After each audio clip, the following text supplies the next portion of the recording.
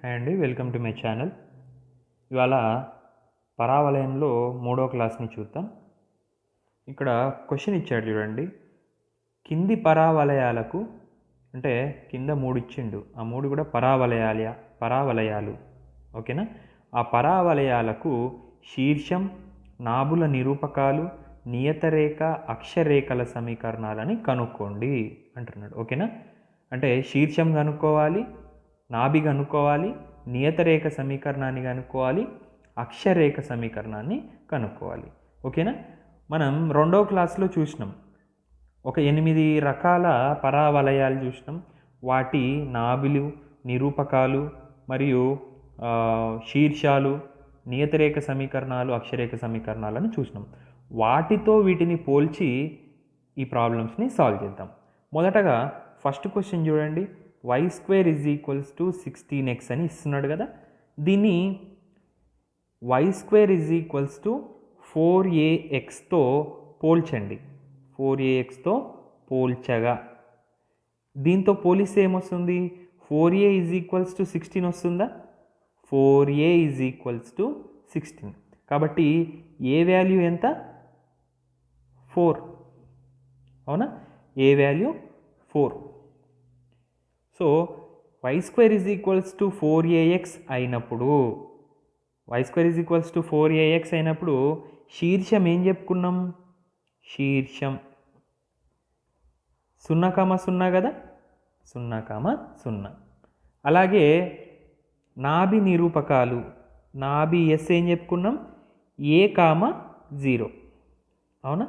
కాబట్టి 4,0. ఏ వాల్యూ ఎంత? 4. 4,0. నియతరేఖ సమీకరణం, నియతరేఖ సమీకరణాన్ని x + a = 0గా రాసినాం. సో ఏ వాల్యూని ఇక్కడ ప్రతిక్షేపించండి. x + 4 = 0 రాయచ్చా? అంటే నియతరేఖ సమీకరణం ఏమవుతుంది?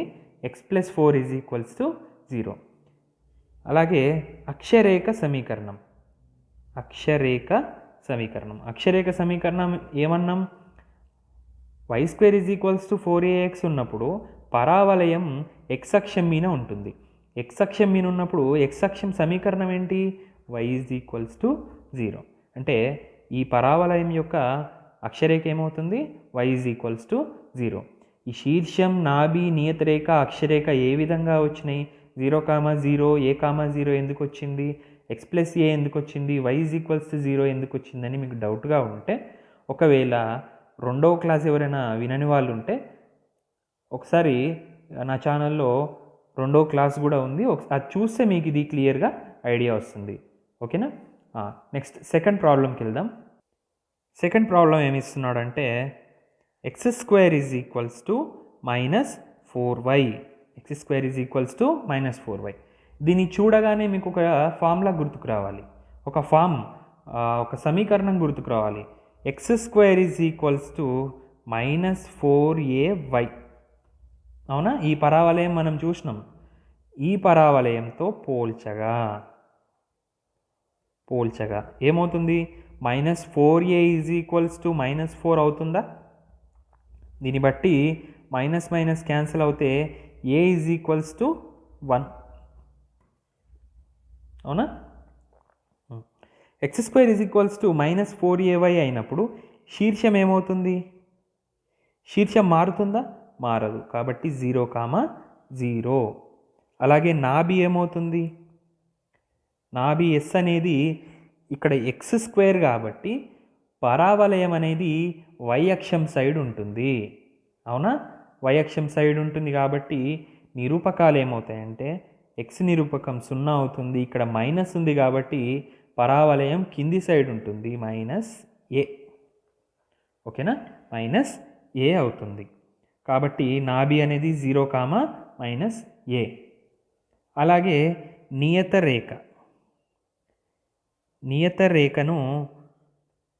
y - a = 0గా మనం ఆ రోజు కనుక్కున్నాం. కాబట్టి ఏ వాల్యూని ఇక్కడ సబ్స్టిట్యూట్ చేయండి. ఏ వాల్యూ ఎంత? 1 కాబట్టి y - 1 = 0. అలాగే అక్షరేఖని చూద్దాం. అక్షరేఖ అక్షరేఖ ఏమవుతుంది, y అక్షం సైడ్ ఉంటుంది కాబట్టి x అక్షం 0 అవుతుంది. So x is equals to 0. ఇది అక్షరేఖ, ఇది నియత రేఖ, ఇది నాభి, ఇది శీర్షం. ఓకేనా. ఇప్పుడు థర్డ్ ప్రాబ్లం చూద్దాం ఒకసారి. థర్డ్ వన్ ఏమి ఇచ్చిండు, 3x² - 9x + 5y - 2 is equals to 0. 3x² - 9x + 5y - 2 is equals to 0గా ఇచ్చిండు. ఓకేనా. 3x² - 9x + 5y - 2 is equals to 0ని పరావలయం యొక్క ప్రామాణిక రూపంలోకి తెచ్చుకోవాలి మనం.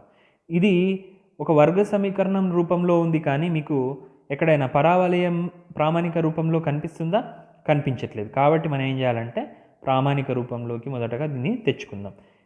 ప్రామాణిక రూపంలో తెచ్చుకుంటేనే కదా మనం దీన్ని పోల్చేది. 3x² - 9x ఇది ఇలాగే పెట్టి 5y - 2ని అటు సైడ్ తీసుకెళ్తే ఏమవుతుంది, 2 - 5y అవుతుందా, అవుతుంది. నెక్స్ట్ ఇక్కడ చూడండి, ఈ రెండిట్లో కూడా 3 కామన్ తీయొచ్చు కదా, తీద్దాం. 3 కామన్ తీస్తే ఏమవుతుంది, x² - 3x is equals to 2 - 5y. ఇప్పుడు ఏం చేస్తున్నా అంటే 3 × x² ఈ x² - 3xని a + b² లేదా a - b² రూపంలోకి మార్చుకోవాలి. ఒక వర్గం రూపంలో మార్చుకుందాం. ఇప్పుడు ఏం చేస్తున్నా అంటే a² వచ్చింది, నెక్స్ట్ 2ab కదా, మైనస్ ఉంది కాబట్టి ఉండని అట్లాగే 2ab. ఓకేనా. ఈ 2 క్యాన్సిల్ అయితే మళ్ళీ నీకు 3x మిగులుతుంది కదా, ఇక్కడ 3x ఉంది కాబట్టి 2 × 2తో గుణిస్తున్నా, 2తో భాగిస్తున్నా. ఇక్కడ 3/2 అనేది యాడ్ చేస్తున్నాం కాబట్టి plus a² - 2ab + b². b అంటే ఇక్కడ ఏంటి, 3/2. b² అంటే ఏమవుతుంది, 9/4. ఓకేనా. అంటే అడిషనల్గా మనకి ఇది యాడ్ అవుతున్నట్టు ఈజ్ ఈక్వల్స్ టు 2 - 5y. ఇక్కడ ఏం యాడ్ అయింది, 3 టైమ్స్ 9/4 యాడ్ అయింది, అంటే 3 × 9 = 27/4. ఇక్కడ కూడా 27/4 యాడ్ చేయొచ్చు కదా, చేయొచ్చు. అర్థమైందా ఇది. నెక్స్ట్ 3 × ఇది a - b² రూపంలో ఉంది కాబట్టి x - 3/2² okay is equals to 2 + 27/4. 2 + 27/4 అయితే ఏమవుతుంది, 35/4. అవునా. 35/4 - 5y.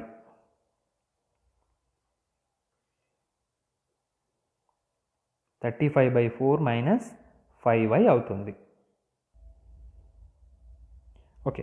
ఈ 3ని ఇటు సైడ్ తీసుకెళ్దాం.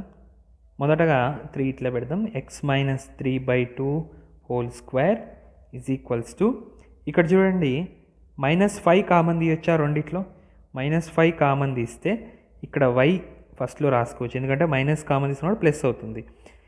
7 × 5 = 35 కాబట్టి 7/4. ఈ 3 ఇటు సైడ్ తీసుకొస్తే -5/3. ఇప్పుడు చూడండి x - h² is equals to y - k. ఓకేనా. 4a × y - k. ఇప్పుడు దీన్ని ఏం చేద్దామంటే x - h² is equals to -4a × y - kతో పోలిస్తే ఏమవుతుంది, -4a ఈజ్ ఈక్వల్స్ టు -5/3 అవుతుందా, కరెక్టే కదా. ఓకే. ఈ -4 మైనస్ క్యాన్సిల్ తీసుకుంటే ఇది ఇక్కడ తీసుకుందాం. a ఈజ్ ఈక్వల్స్ టు, ఇక్కడ గుణిస్తుంది, ఇక్కడికి వస్తే భాగిస్తుంది కాబట్టి a is equals to 5/12. a is equals to 5/12. ఇక్కడ h వాల్యూ x - h కాబట్టి h వాల్యూ ఏమవుతుంది, 3/2. k వాల్యూ y - k కాబట్టి k is equals to 7/4. hka 3 తెలుసు మనకి. ఈ రూపంలో ఉన్నప్పుడు శీర్షం ఏమవుతుందని చెప్పుకున్నాం, శీర్షం h, k అవుతుంది. అంటే శీర్షం ఏమవుతుంది, 3/2, 7/4. ఓకేనా. నెక్స్ట్ నాభి నిరూపకాలు. నాభి ఎస్ h, k - a అవుతుంది. అంటే ఎస్ అనేది ఏమవుతుంది 3/2, k 7/4 మైనస్ a అంటే 5/12.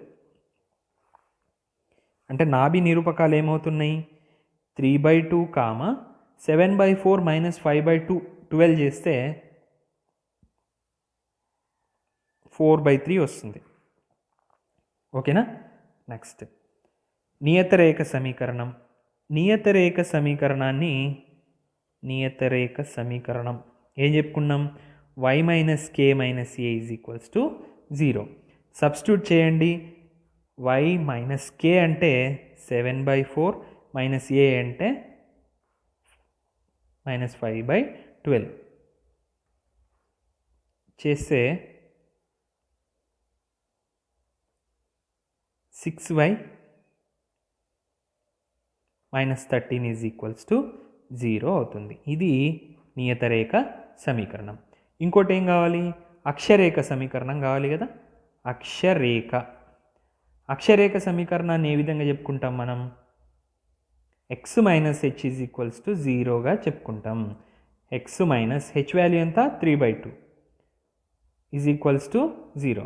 దీన్ని సింప్లిఫై చేస్తే మీకు అక్షరేఖ ఏమొస్తుంది 2x - 3 = 0గా వస్తుంది. అంటే అక్షరేఖ 2x - 3 = 0. ఈ విధంగా ఇచ్చిన ఏదైనా ఒక సమీకరణాన్ని ప్రామాణిక రూపంతో పోల్చి చూసి శీర్షం, నాభి నిరూపకాలు, నియతరేఖ, అక్షరేఖ సమీకరణాలని కనుక్కోవచ్చు. ఓకేనా. నెక్స్ట్ ఇంకో క్వశ్చన్ చూద్దాం. ఇప్పుడు నాభి దూరం అనేది ఒక ఇంపార్టెంట్ టాపిక్ పరావలయంలో. నాభి దూరం అంటే ఏంటో తెలుసుకుందాం. ఇప్పుడు ఇది ఒక పరావలయం, y² = 4ax రూపంలో ఉన్న పరావలయం అనుకుందాం. ఓకేనా. ఈ పరావలయంపై P అనేది ఏదో ఒక బిందువు x1, y1. S అనేది నాభి అవుతుంది, అది అందరికి తెలిసిందే కదా. M అనేది లంబ దూరం, ఇది నియతరేఖ అవుతుంది. ఇదేమో y అక్షం, ఇదేమో x అక్షం. నాభి దూరం నిర్వచనం ఏంటి అంటే పరావలయంపై గల ఏదైనా ఒక బిందువు నుంచి నాభికి గల దూరాన్ని, నాభి అంటే S, పరావలయంపై ఉన్న బిందువు ఏది P, నాభి ఏంటి S. అంటే పరావలయంపై ఉన్న ఏదైనా ఒక బిందువు నుంచి నాభికి గల దూరాన్ని నాభి దూరం అంటాం. ఓకేనా.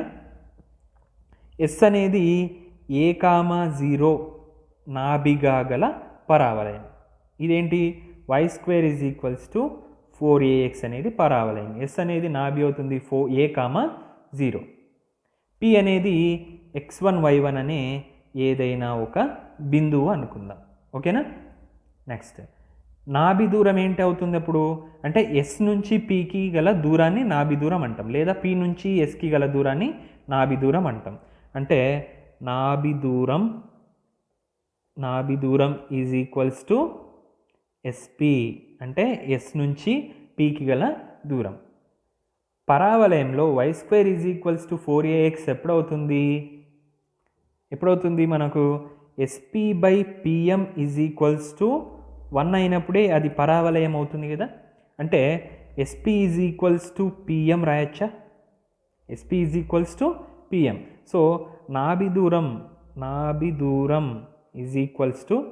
SP = PM. సో SPM, నాభి దూరం P నుంచి M కూడా నాభి దూరాన్ని అనుకోవచ్చు మనం. ఇక్కడ చూడండి P నుంచి N ఎంత దూరం ఉందో, ఇక్కడ N నుంచి Z కూడా అంతే దూరం కదా.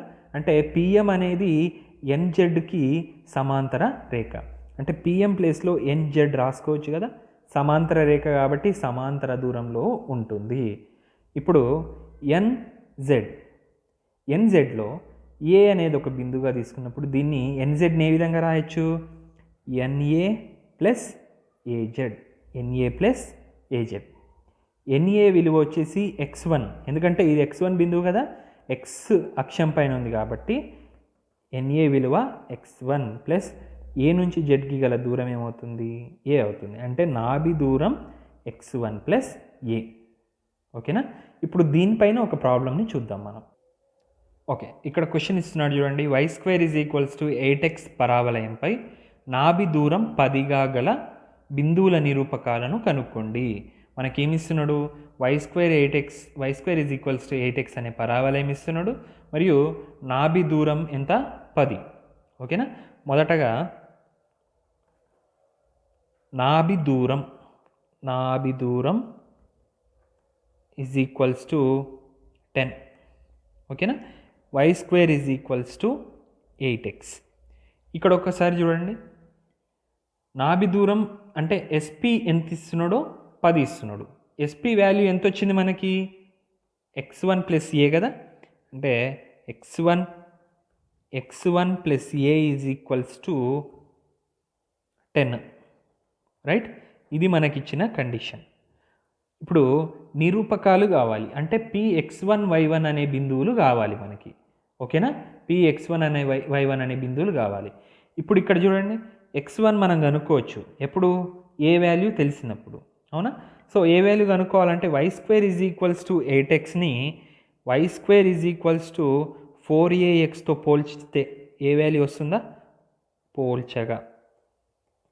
అంటే 4a = 8, ఏ వాల్యూ ఎంత అవుతుంది అప్పుడు, 2 అవుతుంది. అవునా. ఏ వాల్యూ ఎంత, 2 అవుతుంది. ఇప్పుడు ఏ వాల్యూ 2 తెలిసినప్పుడు x1 బిందువు కనుక్కోవచ్చా. ఏ వాల్యూ తీసుకెళ్ళి ఇందులో సబ్స్టిట్యూట్ చేయండి.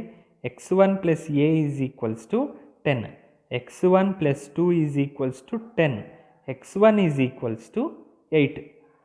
x1 అనే బిందువు వచ్చిందా. మనకేం కావాలి, బిందువుల నిరూపకాలు కనుక్కోవాలి. అంటే బిందువు ఏంటి, px1 y1 కదా.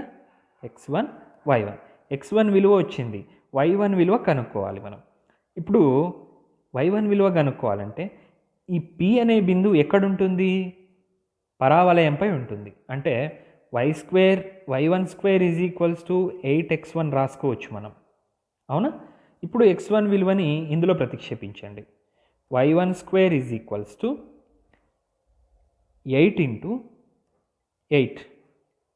ఇప్పుడు x1 వచ్చేసింది మనకి. ఇప్పుడు y1 నిరూపకం కావాలి. అంటే y1² = 8 × 8 ఎంత, 64. y1 ఇరువైపులా స్క్వేర్ రూట్ అప్లై చేయండి, ±8 అవుతుంది. ఓకే. ఇప్పుడు +8 అంటే ఈ బిందువు నిరూపకాలు ఏమవుతుంది, +8 లేదంటే -8 అవుతుంది. ఓకేనా.